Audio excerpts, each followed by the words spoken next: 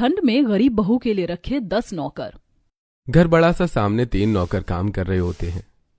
एक झाड़ू पोछा कर रहा होता है, एक बर्तन रगड़ रहा होता है, एक किचन में सब्जी काट रहा होता है। ड्राइंग रूम में कमला देवी और प्रीतम सोफे पर बैठे शाम की चाय पी रहे होते हैं। प्रीतम जी, अब समय आ गया है कि हम अपने छोटे बेटे कार्तिक की भी शादी कर दें। हाँ, तुम बिल्कुल सही कह रही हो कमला। कल सुबह रामू भाई के पास चलते हैं और गौरी को अपने घर की बहू बनाते हैं। हाँ, गौरी तो शुरू से ही हमें पसंद है। अगले दिन सुबह कमला देवी और प्रीतम साफ सुथरे कपड़े पहनकर गौरी के घर पहुंचते हैं। अरे प्रीतम भाई, कमला भाभी, आइए आइए। बैठने के बाद प्रीतम बात शुरू करते हैं और गौरी सबके लिए चाय लाती है। अरे रमेश भाई, अब तो गौरी की शादी की उम्र हो गई है और हम सोच रहे हैं कि बात आगे बढ़ा दें। अरे प्रीतम भाई, ये बात तो हमारी पहले ही तय थी। गौरी तो हमेशा से आपकी ही थी और रहेगी। गौरी सीधी, संस्कारी और मेहनती है, हमें ऐसी ही बहू चाहिए। कोने में खड़ी गौरी सारी बातें सुनकर शर्म से मुस्कुराती है। कुछ दिनों बाद शादी धूमधाम से हो जाती है। सारा खर्च कमला देवी और प्रीतम उठाते हैं क्योंकि रमेश गरीब होते हैं। गृह प्रवेश के लिए पूरा घर सजा होता है। बड़ी बहू नेहा और दूसरी बहू शिल्पा तैयार खड़ी होती है और उनके चेहरों पर जलन साफ दिख रही होती है। जैसे ही गौरी गेट पर खड़ी होती है तो एक तो इस गरीब लड़की को हमने सहारा दिया और ऊपर से पता नहीं इसमें ऐसा क्या है जो पूरी शादी का खर्चा मम्मी पापा ने खुद उठाया। और मम्मी को देखो, कितनी चमक है उनके चेहरे पर। ऐसा लग रहा है जैसे उनकी बहू नहीं बेटी घर आ रही हो। सही कह रही हो, इतना शानदार स्वागत तो उन्होंने हमारा भी नहीं किया। ये गरीब लोग होते ही अटेंशन सीकर है। अभी तो शुरू हुआ है, आगे चलकर भी अपनी गरीबी का ढोंग करके मम्मी जी को अपने जाल में फंसा लेगी। दोनों खिलखिलाकर हंस देती हैं। गौरी पास खड़ी सब सुन लेती है। उसकी आंखों में थोड़ी नमी आ जाती है और वो कुछ बोलती नहीं। आजा बेटा, घर में स्वागत है। वो गौरी कलश गिराकर अंदर आती है। गौरी के चेहरे पर हल्की सी मुस्कान आ जाती है। अगले दिन सुबह का समय, ठंडी हवा चल रही होती है। बाहर कोहरा होता है। गौरी सुबह 4 बजे उठकर नहा धोकर तैयार हो चुकी होती है। उसने घर के मंदिर में घंटी बजाकर पूजा की धूनी फैला देती है। पूरा घर खुशबू से महक उठा है। सास पहले शिल्पा के कमरे में धीरे धीरे कमरे का दरवाजा खोलती है। अंदर बहू गरम कंबल में घुसी हुई फोन पर रील्स स्क्रॉल कर रही होती है। अरे बेटा, सुबह का समय हो गया, ठंड पड़ रही है। इसका मतलब ये नहीं कि पूरे दिन कंबल में घुसी रहो। नीचे जाओ, नाश्ते पानी को अभी देख लो। किसी ने अभी तक 1 कप चाय तक नहीं बनाई। मम्मी जी, घर में 3-3 नौकर लगे हैं, काम के लिए ही तो रखे हैं। अगर वो ये भी नहीं कर सकते तो फिर हम उनको पैसे किस बात के दे रहे हैं? जब देखो तुम्हें हर बात का जवाब चाहिए। नौकर लगे हैं, इसका मतलब ये नहीं कि घर की बहुएं बस रानी बनकर फोन चलाती रहें। नेहा मुंह घुमा लेती है। सास नाराज होकर बाहर निकल जाती है। फिर शिल्पा के कमरे में जाती है तो अंधेरा हो रहा होता है। वो अभी भी गहरी नींद में होती है। सास लाइट्स ऑन कर देती है। अरे बेटा, सुबह के 10 बज रहे हैं और तुम्हारा अभी तक उठने का टाइम नहीं हुआ। मम्मी जी, सुबह सुबह इतना क्यों चिल्ला रही हैं? अब नौकर रखने के बाद भी मुझे काम करना पड़ेगा क्या? जो करना है उनसे करवाइए ना। मेरी नींद क्यों खराब कर रही हैं? हद है दोनों की दोनों, काम चोर। शिल्पा फिर से कंबल ओढ़ लेती है। सास गुस्से में सिर पकड़ लेती है। सास बड़बड़ाती हुई आंगन में आती है जहां गौरी तुलसी को जल दे रही होती है। नौकर तो सबके घर में लगे होते, पर इसका मतलब ये थोड़ी है कि बहुएं बिल्कुल काम छोड़ दे। पता नहीं कैसी बहुएं मिली हैं मुझे। एक मेरी नई बहू गौरी बेचारी सुबह 4 बजे उठकर नहा ली, ऊपर से पूरे घर में पूजा की धूनी फैला दी, और ये दोनों कंबल के कीड़े बनकर पड़ी रहती हैं। गौरी शर्माते हुए मुस्कुराती है और सास के पांव छूती है। ऊपर कमरों में दोनों आलसी बहुएं उठकर बाहर देखती हैं। फिर से इस गौरी ने सुबह सुबह पूरा ड्रामा पूजा कर दिया। सासू माँ अब इसे देवी का अवतार बताएंगी। हाँ, और पूरा घर हमारी शिकायत से भरा होगा। नहीं होने का मतलब ये नहीं कि हर काम उसी को करना है। सासू माँ को तो बस इससे ही प्यार हो गया है। दोनों एक दूसरे को देखकर जलन भरी नजर देती हैं। अगली सुबह घर में तेज ठंडी हवा चल रही थी। गौरी धीरे धीरे सीढ़ियों से नीचे उतर रही होती है। उसके हाथ कांप रहे होते हैं। चेहरे ठंड सा लाल है और वो अपना पल्लू कसकर पकड़ कर रखती है। सास पूजा की थाली लेकर आती है और जैसे ही गौरी को हल्का कांपते हुए देखती है तो अरे बेटा गौरी, तू तो कांप रही है। चल, आज मैं तुझे बाजार से 2 अच्छे गरम स्वेटर दिला लाती हूँ। नहीं मम्मी जी, इसकी जरूरत नहीं है मेरे पास। चल बेटा, इसी बहाने मैं अभी थोड़ा घूम आऊंगी। महीनों से घर में ही पड़ी हूँ। चल, दोनों चलते हैं। गौरी हल्का सा मुस्कुराकर सिर हिला देती है। शिल्पा और नेहा सोफे पर कंबल ओढ़कर बैठी फोन स्क्रॉल कर रही होती हैं। साइड में नौकर सब्जी काट रहा होता है, दूसरा झाड़ू लगा रहा होता है। बेटा, जाकर रसोई में देख लो नाश्ता तैयार हुआ है कि नहीं। मम्मी जी, नौकर हमने काम करने के लिए ही रखे हैं। और वैसे भी मम्मी जी, हमें बहुत काम है। हाँ बिल्कुल, फोन चलाना भी बड़ा काम है ना। पूरे दिन मुझे ही निगरानी रखनी पड़ती है नौकरों पर। मेरे पैरों में इतना दर्द होता है, कम से कम मेरा ही ख्याल कर लिया करो। तो मम्मी जी, आपको किसने कहा है कि हर 10 मिनट में जाकर देखो नौकर क्या कर रहे हैं? किसी को घूमने फिरने की आदत हो तो इसमें हम क्या कर सकते हैं। गौरी चल बेटा, इनसे बात करना तो दीवार में सिर मारने जैसा है। सास गौरी का हाथ पकड़ती है और दोनों बाजार की तरफ चल देती हैं। पीछे दोनों बहुएं आंखें घुमाती हैं। लो फिर शुरू हो गया सास बहू का ड्रामा। बाजार में ठंडी हवा चल रही होती है। सास गौरी को 2 मोटे ऊनी स्वेटर दिलाती है, टोपी भी खरीद देती है। बेटा ठंड लगने पर कांपती मत रहा कर, कह दिया कर तू बहुत सीधी है। गौरी मुस्कुराती है। घर जाकर दरवाजा खुलता है। गौरी अंदर आती है। उसका चेहरा बिल्कुल जमा होता है, हाथ कांप रहे हैं और वो बहुत धीमे चल रही होती है। अरे बेटा तुझे तो और ठंड लग रही है, चेहरा देख बिल्कुल लाल हो गया है। हाँ मम्मी जी, मुझे थोड़ी ठंड ज्यादा लगती है और मेरे कमरे में हीटर भी नहीं है क्योंकि हीटर से मेरा दम घुटता है। हेलो, रामू को तुरंत घर भेजो। हाँ, एक नए काम के लिए चाहिए। दोनों बड़ी बहुएं दरवाजे के पास खड़ी सब सुन रही होती हैं। नौकर रामू आता है। रामू, आज से तुम्हारा काम है मेरी बहू के कमरे में हर सुबह अंगीठी जलाना। वो उसे ठंड ज्यादा लगती है, ध्यान रखना। राख साफ रखना, कोयला भर देना। रामू सिर हिलाकर चला जाता है। दोनों बहुओं के चेहरे देखने लायक होते हैं। मम्मी जी, इसके कमरे में अलग अंगीठी क्यों? हमारे कमरों में तो हीटर जल रहा है। अच्छा, तो इसको तो आते ही प्रिंसेस ट्रीटमेंट मिलने लगा है। तुम दोनों तो सुबह से शाम तक कमरे में हीटर लगाकर चादर तान कर सोती रहती हो, पर इसे हीटर से दिक्कत है, इसका दम घुटता है। महारानी को आते ही दिक्कत होने लगी, अपने घर में कैसे रहती थी ये? गौरी कुछ नहीं कहती, बस चुपचाप खड़ी कांपती रहती है। अगली सुबह ड्राइंग रूम में हीटर चल रहा होता है। दोनों बड़ी बहुएं काउच पर कंबल ओढ़ कर बैठी गरम गरम कॉफी पी रही होती हैं। टेबल पर पैरों को रखकर आराम से रील्स स्क्रॉल कर रही होती हैं। सास भी वहीं बैठी होती है, पर हाथ गर्म करने के लिए कॉफी कप पकड़ा हुआ है। गौरी रसोई में होती है और चाय बना रही होती है। वो केतली चढ़ाकर और तुलसी लेने बाहर आती है। सास गार्डन की तरफ देखती है और तुरंत शिल्पा से कहती है, शिल्पा बेटा, जरा बाहर देख लो, माली पानी दे रहा है। कल मैंने देखा गुलाब के सारे फूल सूखे पड़े थे। नौकर हैं तो उन्हें देखना भी पड़ता है। मम्मी जी, उसे क्या देखना, अब मैं उसका हाथ पकड़कर पानी भी दिलवाऊं? तुम्हें तो बस फोन की स्क्रीन के अलावा कुछ दिखता ही नहीं है। मम्मी जी, रोज रोज नौकरों की बात, हम रोज कैसे देख सकते हैं सबको, इसीलिए तो नौकर रखे हैं। सास तिरछी नजरों से दोनों को देखती है लेकिन कुछ कहती नहीं है। रसोई में गौरी चाय का काढ़ा बना रही होती है। ताजी तुलसी डालकर वो अदरक घिसती है। हाथ ठंडा और दबाव देते देते उसके अंगूठे पर तेज कट लग जाता है। उसकी चीख रसोई से बाहर तक जाती है। कमला फौरन उछलकर उठती है और भागती हुई रसोई में पहुंचती है। गौरी की उंगली से खून टपक रहा होता है। हे भगवान, इतना खून कितना कट गया बेटा?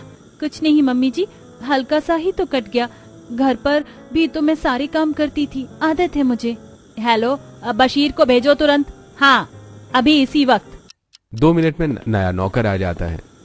आज से तू काढ़ा, चाय, अदरक काटना, तुलसी तोड़ना सब काम करेगा। पूरे परिवार को चाय काढ़ा तू देगा, लेकिन सबसे पहले मेरी बहू गौरी को। गौरी चौंक कर देखती है। शिल्पा बुरी तरह से आंखें घुमाती है। महारानी के लिए नौकर पर नौकर आते जा रहे हैं, लगता है पूरा स्टाफ इन्हीं को संभालेगा। पता नहीं इस गरीब लड़की ने ऐसा क्या जादू कर दिया जो हम पढ़ी लिखी स्मार्ट बहुओं से नहीं हो पाया।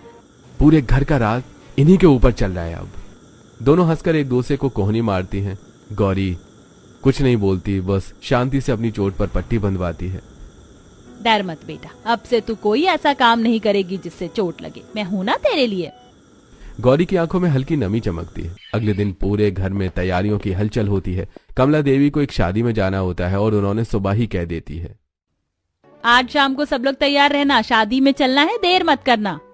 तीनों बहुएं अपने अपने कमरों में तैयार हो रही होती हैं। गौरी साड़ी पहनकर वो कार्तिक की शेरवानी प्रेस कर रही होती है। उसने पहले कभी एयर साड़ी प्रेस का उपयोग नहीं किया था। वो प्रेस करने की कोशिश करती है और अचानक प्रेस का गर्म हिस्सा उसके पूरे हाथ पर चिपक जाता है। उसकी चीख पूरे घर में गूंज जाती है। सास दौड़ती हुई गौरी के कमरे में आती है। अरे बेटा, ये क्या किया तूने? कल उंगली कट गई थी, आज पूरा हाथ जला लिया। मम्मी जी, मुझे प्रेस चलाना नहीं आता, मैं तो बस कपड़ा सीधा कर रही थी, अचानक प्रेस मेरे हाथ से फिसल गई और मेरा हाथ चिपक गया। कमला देवी उसका हाथ पकड़कर देखती है। पूरी हथेली जली होती है। रामू, तुरंत दवाई लेकर आ और सुन, अभी जाकर मोहन को भी बुला ला। गौरी हैरान होकर सास को देखती है। मोहन आता है, वही कपड़े प्रेस करने वाला नौकर होता है। आज से कपड़े प्रेस करने का काम तू करेगा, गौरी को प्रेस छूने भी नहीं देना, समझा? इतने में नेहा और शिल्पा घुस आती हैं। मम्मी जी आप बैक टू बैक नौकर रख रही हैं, मतलब नौकरों का पूरा विभाग गौरी विभाग बन गया है। घर में 6 नौकर हो गए और मजे की बात सारे इसी के काम करते हैं। दोनों हंसकर एक दूसरे को देखते हैं। सास का चेहरा एकदम सख्त हो जाता है। बेटा नौकर सबके काम कर रहे हैं, ये मैंने सिर्फ गौरी के लिए लगाए हैं। उसे प्रेस चलाना नहीं आता था तो मैंने प्रेस करने का नौकर रख लिया। इसमें तुम दोनों को क्या दिक्कत है? मतलब अब हर छोटी मोटी चीज के लिए एक नौकर आएगा? हाँ, अगर मेरी बहू को तकलीफ होगी तो जितने नौकर चाहिए होंगे उतने मैं रखूंगी। अगले दिन गौरी सुबह सुबह सीढ़ियों से उतर रही होती है और अचानक ठंड में उसका पैर फिसलता है और धड़ाम गिर जाती है और जोर से चीख पड़ती है। शिल्पा और नेहा जो पास ही लॉबी में खड़ी बातें कर रही होती हैं, आवाज सुनकर दौड़ती हुई आती हैं। लो अब एक नया ड्रामा शुरू हो गया, हर रोज कुछ ना कुछ कर ही देती है ये। अब देखना मम्मी जी फिर इसके लिए एक नया नौकर लगा ही देंगी। अब तक जितने नौकर लगे हैं सब इसकी वजह से ही तो लगे हैं। सास चिंता में भरकर दौड़ती हुई आती है और तुरंत गौरी को उठाती है। अरे बेटा गौरी फिर कैसे गिर गई? पैर में बहुत चोट लगी क्या? मम्मी जी ठंड में सीढ़ियां फिसलन वाली हो गई थी, पैर मुड़ गया। ओ भोला जल्दी इधर आ, आज से तू गौरी के पैर की मालिश करेगा। 1 मिनट में ही एक नया नौकर दौड़ता हुआ आ जाता है। गौरी बेटा अब ये रोज तेरे पैरों की मालिश किया करेगा, तुझे कहीं भी दर्द हो ना बस इसे बोल देना। अरे मम्मी जी हमें भी कभी मालिश करा लो, हमारे पैर भी दुखते हैं। हमें पता है ये नौकर किसके लिए लगा है, हम लोग तो ऐसे ही ठीक हैं। सास दोनों को घूरती है लेकिन कुछ नहीं बोलती। अगली सुबह बहुत तेज ठंड होती है। गौरी बाथरूम के बाहर बैठकर हाथ से कपड़े धो रही होती है। गौरी जोर जोर से कांप रही होती है। तभी सास वहां आती है। अरे बेटा मशीन होने के बाद भी तू हाथ से कपड़े क्यों धो रही है? जम जाएगी तू तो। मम्मी जी मशीन में धोकर कपड़ों में रुआ आ जाता है और ये कपड़े आपने मुझे दिलाए हैं इसीलिए मैं हाथ से ही धो रही थी। रुक, तुझे ये कपड़े हाथ से धोने की जरूरत नहीं, मैं अभी एक नौकर लगाती हूँ।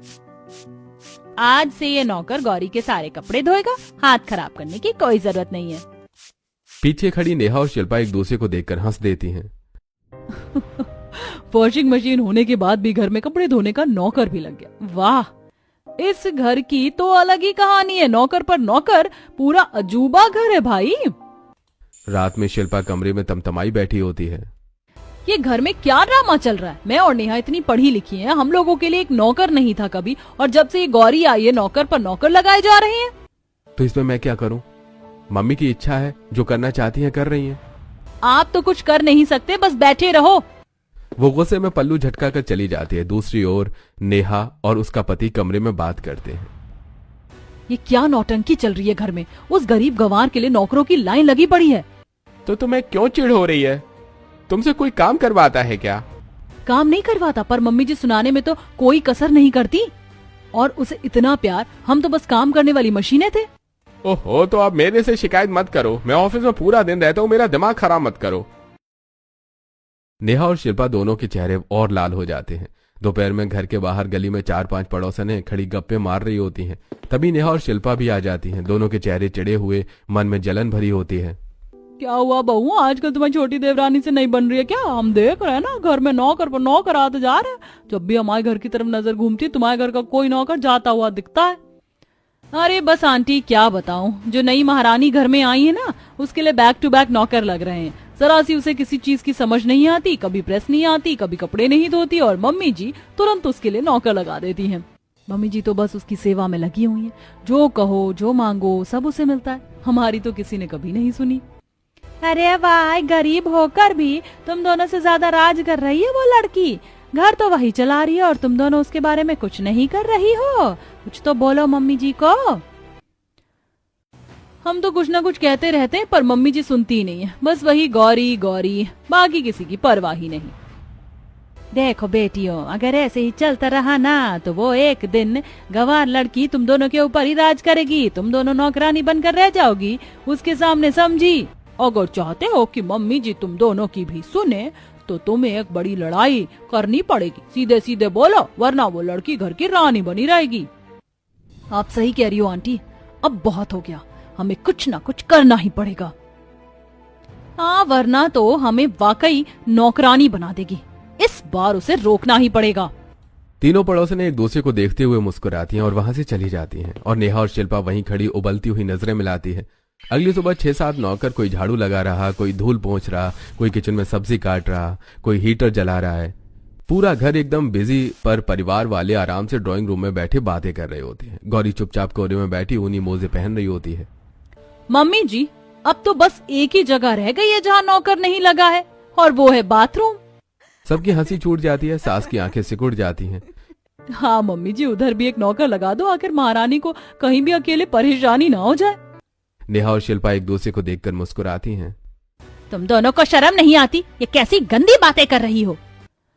और कैसी बात करें मम्मी, घर में नौकर पर नौकर आ रहे हैं, हम तो बस बता रहे थे कि कौन सी जगह बची है। इसको कोई काम ठीक से नहीं आता ना, और आप एक एक करके नौकर बुला लेती हो। अब तो मजाक बन गया है पूरा घर।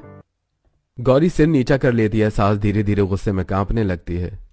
मुझे तुम दोनों से बहस नहीं करनी। तुम दोनों तो बहस करने में नंबर 1 हो। अमीर घर की बिगड़ी हुई औलाद, बड़ी आई संस्कार सिखाने। ये बोलकर सास तमतमाती हुई वहां से चली जाती है। देखा, हम नहीं, ये गौरी घर तोड़ रही है। अपने काम तो देखती नहीं, उल्टा हमें सुनाती रहती हैं। दोनों बहुएं झुंझलाई हुई एक दूसरे को देखती हैं। अगले दिन सुबह के समय ठंडी हवा चल रही होती है। गौरी शॉल ओढ़े हुए चुपचाप घर के डेकोर शेल्फ की डस्टिंग कर रही होती है। उसकी उंगलियां ठंड से लाल हो रखी होती हैं, पर वो बिना बोले अपना काम करती जाती है। तभी सास पीछे से आकर उसे देखती है। अरे गौरी, क्या कर रही है बेटा? तुझे बार बार कहा है तू काम मत किया कर। मम्मी जी, बस ऐसे ही कमरे में बहुत धूल लगी हुई थी, आदत है मुझे काम करने की। हाँ, जुगनू को भेज देना, आज से डस्टिंग वही करेगा। गौरी बहू को ज्यादा ठंड लगती है। फोन करते ही नवा नौकर वहां घर में आ पहुंचता है, डस्टिंग का कपड़ा और स्प्रे लेकर। शिल्पा और नेहा ड्राइंग रूम में ये सब देख रही होती हैं। उनके चेहरे बिगड़ जाते हैं। गुस्से में लाल चेहरे के साथ अपने अपने कमरे में जाती हैं। अंदर से जिप खुलने पटने की आवाजें आने लगती हैं। 2 मिनट बाद शिल्पा और नेहा दोनों बड़े बड़े बैग लेकर बाहर आती हैं। बस मम्मी जी, अब हम इस घर से जा रहे हैं। पूरा घर सन्न देखता रहता है। अरे क्या हुआ तुम दोनों को एकदम से? एकदम से क्या हुआ मम्मी जी? 9 नौकर आ चुके हैं एक एक करके इस गंवार के लिए। गौरी सिर झुका लेती है, उसकी आंखें भर आती हैं। और आपको लगता है ये मामूली बात है? तो कौन सी बड़ी बात है इसमें? बड़ी बात? मम्मी जी, हम पढ़े लिखे हैं, फिर भी हमारे लिए कभी एक नौकर नहीं लगाया। लेकिन ये तो जैसी आपकी बेटी है। हमारी कोई इज्जत नहीं है इस घर में। सारा राज पट्टी इस गरीब के नाम कर दिया है आपने। सास गुस्से से नहीं बल्कि थक कर बैठ जाती है। तो तुम्हें इससे इतनी जलन क्यों हो रही है? और अगर जाना है तो जाओ। शिल्पा और नेहा एक कदम दरवाजे की ओर बढ़ाती हैं और दहरी पार करने की हिम्मत नहीं होती। उनके चेहरे पर डर होता है। वे एक दूसरे को देखती हैं और धीरे से बैग नीचे रख देती हैं। बाहरी औरतों के भड़कावे में आकर तुम लोग अपने घर का माहौल खराब कर रही हो। हम अभी नहीं जा रहे, लेकिन मम्मी जी, ये सब ज्यादा दूर नहीं चलेगा। और हाँ, आप खुद तो कोई काम करती नहीं है, ऊपर से नौकर लगाने में भी इतनी खुशी। दोनों तमतमाती हुई कमरे में वापस चली जाती हैं। दरवाजा जोर से बंद कर देती हैं। इनकी बातों को तू दिल पर मत लेना बेटा, मुझे पता है तू क्या झेल रही है। गौरी की आंखें भर आती हैं। सास उसका हाथ पकड़ लेती है। अगले दिन सुबह घर में सन्नाटा होता है। सास सुबह जल्दी किसी काम से बाहर चली जाती है। घर में नौकर इधर उधर काम कर रहे होते हैं, लेकिन ड्राइंग रूम में गौरी बैठी अकेली होती है। शिल्पा और नेहा दोनों धीरे धीरे नीचे आ जाती हैं। वो दोनों गौरी की तरफ बढ़ती हैं। तो मैडम, क्या हाल चाल है? घर में अकेले राज कर रही हो आज? दीदी, ऐसी क्या बात कर रही हैं? मैं तो बस अब हमको अपनी भोली सूरत दिखाने की जरूरत नहीं है। हम समझ गए, तुमने इस घर पर राज जमाना शुरू कर दिया है। आप दोनों ऐसा क्यों सोच रही हैं? मैंने क्या किया है? क्या किया है? तुम तो महारानी हो। तुम्हारे पैर में मोच आए तो नौकर, हाथ कटे तो नौकर, ठंड लगे तो नौकर, प्रेस नहीं आती तो नौकर, कपड़े धोना नहीं आता तो नौकर। और तुम्हारी माँ ने तो तुम्हें यही सिखाया होगा ना, अच्छे घर के लड़कों को फंसाओ, फिर उनके पूरे घर पर कब्जा कर लो। सच कहूँ तो तुम्हारी माँ भी तुम्हारी तरह ही चालाक होगी। दीदी, मेरी मम्मी के बारे में ऐसा मत कहिए, वो बहुत अच्छी थी। ये कहते ही गौरी रोने लगती है और भागकर अपने कमरे में जाती है और कपड़े पैक करने लगती है। नीचे अचानक दरवाजा धड़ाम से खुलता है। सास अंदर आती है और गेट पर खड़ी शिल्पा और नेहा की सारी बात सुन लेती है। वो गुस्से से दोनों जिठानियों की तरफ देखती है। बस एक शब्द और मत कहना तुम दोनों। तुम्हारी हिम्मत कैसे हुई मेरी बहू की माँ के बारे में ऐसा कहने की? और तुम दोनों ने क्या किया? उसे ताने, उसकी माँ पर सवाल, क्या यही संस्कार है तुम्हारे? मम्मी जी, लेकिन हमने क्या गलत कहा? गौरी बैग लेकर बाहर चली जाती है। गौरी बच्ची का दिल तोड़ दिया है तुम दोनों ने। देखो वो चली गई, पड़ गई कलेजे को ठंडक। मम्मी जी, तो आज हमें एक बात का जवाब भी दीजिए, आप उसे इतना प्यार क्यों करती हैं? ज्यादा नौकर क्यों लगवाती हैं उसके लिए? उसे हमसे अधिक महत्व क्यों? सुनना है तो सुनो, क्योंकि अब समय आ गया है। जब गौरी 5 साल की थी, उसकी माँ मेरे घर में काम करती थी। बहुत गरीब थी, बहुत अकेले थी, लेकिन वो मेरे तीनों बेटों को अपनी औलाद की तरह संभालती थी। मेरी तबीयत अक्सर खराब रहती थी, घर की जिम्मेदारियां वही निभाती थी, लेकिन उन्हें कैंसर था और जब मैंने इलाज के पैसे देने चाहे, उन्होंने मना कर दिया। कहने लगी, दीदी मैं नहीं चाहती मेरे कारण आपको बोझ उठाना पड़े। नेहा और शिल्पा की आंखें भर आती हैं। मुझसे वादा लिया उन्होंने कि अगर कभी कुछ हो जाए तो गौरी को अपनी बहू बनाकर उसे माँ जैसी जिंदगी देना, और उसी वादे के आधे घंटे बाद उन्होंने मेरे हाथों में दम तोड़ दिया। ड्राइंग रूम में बैठे नौकरों तक की आंखें नम हो जाती हैं। उसकी माँ ने तो आखिरी सांस तक किसी की बुराई नहीं की, और आज तुम दोनों ने उसी माँ को गाली दी। गौरी का दिल तो टूट गया। दोनों बहुएं फूट फूट कर रोने लगती हैं। उन्हें अपनी गलती का पछतावा होता है। दोनों भागकर बाहर जाती हैं और गौरी को देखने गौरी बाहर बैठी रो रही होती है। नहीं गौरी मत जा, हमसे बहुत बड़ी गलती हो गई। हम गुस्से में अंधी हो गई थी। हमने सोचा तुम हमारा हक छीन रही हो, पर असल में हम गलत थे। गौरी, हम तुम्हारी जगह नहीं ले सकते। तुम्हारी माँ की कहानी सुनकर हम शर्म से गड़ गए हैं। हमें माफ कर दो। हम तुम्हारी दुश्मन नहीं, बहन बनना चाहती हैं। मैं आप लोगों से कभी नफरत नहीं करती। आप दोनों मेरी बड़ी बहन जैसी। बस मुझे लगा शायद मैं इस घर के लिए बोझ हूँ। बोझ? तू तो इस घर की रोशनी है। तेरी माँ ने तुझे मेरे हवाले किया था बेटा, और तू कहीं नहीं जाएगी। शिल्पा और नेहा दोनों गौरी को मजबूती से गले लगा लेती हैं। गौरी, हमसे बड़ी गलती हो गई। हम तुम्हारे दर्द को समझ नहीं पाए। तुम हमें सजा दो, लेकिन हमें छोड़कर मत जाओ। आज से तुम हमारी छोटी बहन हो, बहू नहीं। बहन और बहन को घर से जाने नहीं देते, गले लगाते हैं। अगर आप दोनों मुझे अपनाते हो तो मैं कहीं नहीं जाऊंगी। मैं भी आप दोनों से बहुत प्यार करती हूँ। सास पीछे खड़े रो रही होती है। सब लोग हाथ पकड़कर अंदर आते हैं। गौरी अपना बैग नीचे रख देती है। नौकर भी मुस्कुराते हैं। फिर रात को सब डिनर पर जाते हैं। गौरी बहुत खुश होती है। घर लौटते ही शिल्पा और नेहा दोनों एक दूसरे की तरफ देखकर मुस्कुराती हैं। गौरी, आज तो तुम्हें उस रेस्टोरेंट का खाना बहुत बहुत बहुत ज्यादा पसंद आया है ना? हाँ दीदी, सच में पहली बार ऐसा खाना खाया। बहुत स्वाद था, दिल खुश हो गया। तो ठीक है, आज तुम्हारे लिए एक और नौकर लगाते हैं।